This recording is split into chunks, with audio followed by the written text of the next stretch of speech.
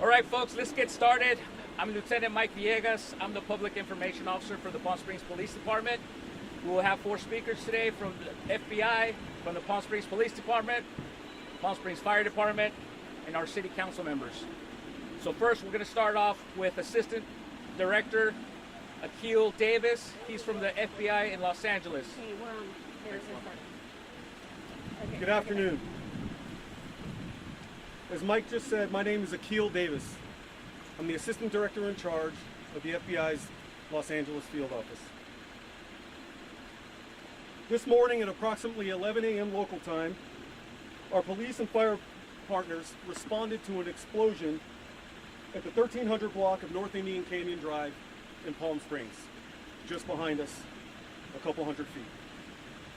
In addition to the FBI, Palm Springs PD, the Palm Springs Fire Department, and other agencies, including the ATF, Riverside County Sheriff's Department, Desert Hot Springs Police Department, Cathedral City Police Department, as well as the San Bernardino County Sheriff's Department, all responded to this incident.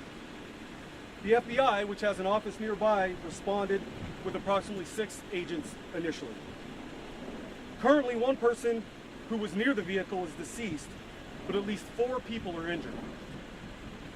I'd like to offer our best wishes to those injured and hopefully for a quick recovery. After my remarks, Chief Mills will provide a status on the injuries, as well as community safety and other road closure precautions. This explosion was significant, covering several blocks north, south, east, and west of the 1300 block of Indian Canyon. Roads are closed as there is wide debris field over 250 yards. The FBI's evidence response team is on scene right now, processing evidence, and will be here for a significant amount of time. Our bomb technicians are working with the post-blast scene as well to determine the origins of the blast.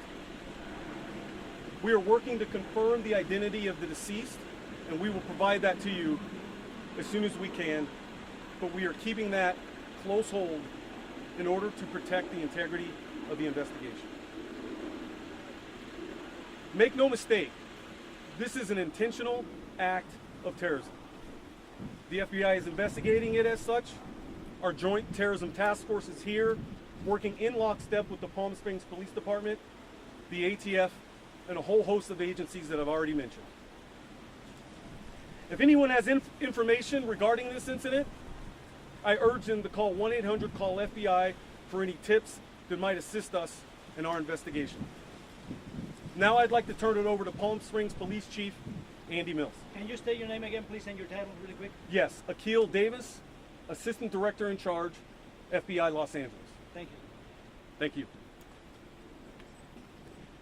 Good afternoon. I'm Andrew Mills, M-I-L-L-S, Police Chief in Palm Springs.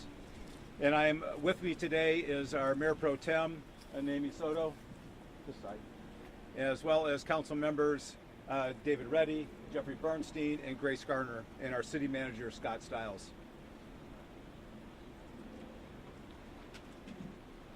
I am really saddened by today's attack on our city. But I'm also hopeful, because this city will rise, and this city is resilient and will be strong as a result of this. I'm also extraordinarily grateful for my partners at the FBI who were here almost immediately. I called Assistant Director Davis, and he happened to be in town, and he came over here leaving his other appointment to make sure that we had every resource we need. I can't thank you enough, Assistant Director Davis.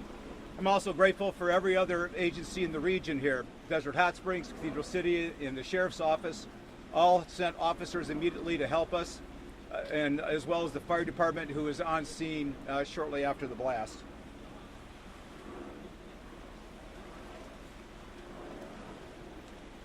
We have a rapidly evolving investigation with a massive crime scene.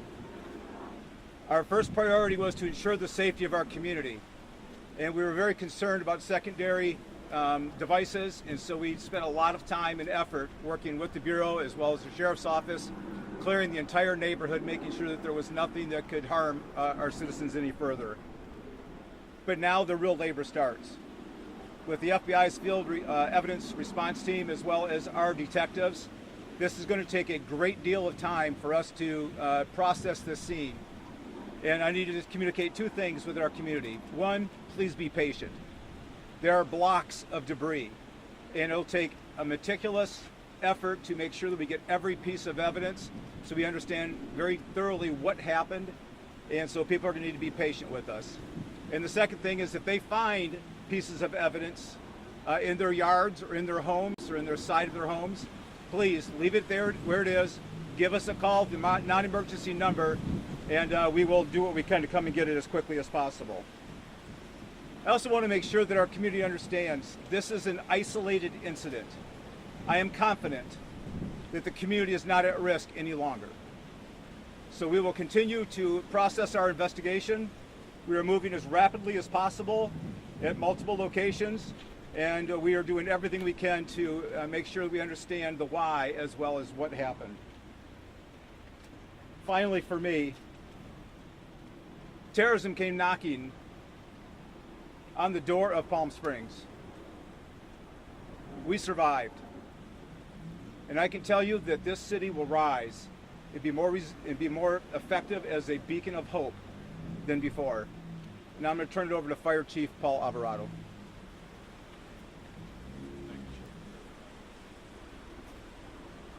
I'm Paul Alvarado, A-L-V-A-R-A-D-O, Palm Springs Fire Chief. I first want to acknowledge the horrific incident that our community and city went through this morning. And I want to assure you that the Palm Springs Fire Department arrived swiftly. Our first fire engine arrived in under 1 minute to find a well-involved building that's impacted by structural collapse. Our firefighters extinguished the majority of the fire before having to back out because of the collapse issues. We're working closely with our public safety partners to ensure the community remains safe, and I'm happy to answer any questions you may have. Do you believe that the person who is dead is the suspect? This is still under investigation, and I can't make that conclusion at this time. So it's possible the suspect is not either dead or in custody.